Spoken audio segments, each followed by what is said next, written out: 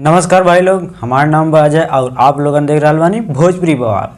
तो अगर आप लोगन ने चैनल के सब्सक्राइब ना कैले होगी तो सब्सक्राइब कर ली। कहें से कि पावर स्टार पवन सिंह के यार बारे में ऐसा न्यूज़ मिलेला ना जौन केहू ना दे सकेला।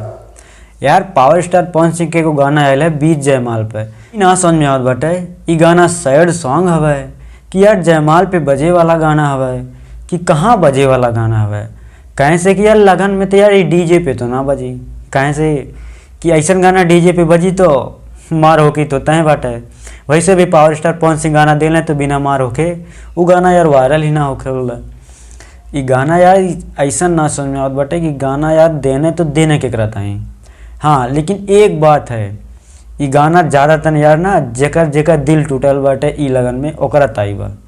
कहें से कि यार ये गाना आप पूरा सुनिए न तो आपको पूरा का पूरा समझ में आ जाए कि गाना यार पूरा उहे आदमी खातिर आइल बाटे जमन की ई लगन में जेकर जेकर दिल टूटल बा। कहें से कि प्यार तो जनबे करली कैसन होला, वादा कहनी और वादा तोड़ देनी। तब पावर स्टार पवन सिंह यार उनकर वादा याद धराता ही एगो गाना गायन बीच जयमाल पे। अब ई गाना कैसन लगल आपके, आप लोग कमेंट करके ज़रूर बताइए। ई गाना यार सुनी कि ना सुने हैं आप लोग, जाके एक बार ज़रूर सुनी। हम मिले थे दूसरे वीडियो में।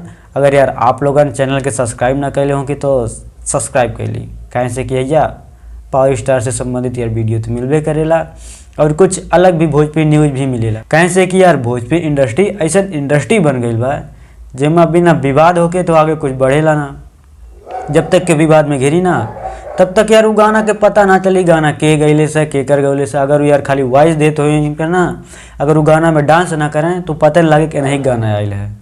तो बस यार आज के लिए इतना ही, मिलते हैं दूसरे वीडियो में।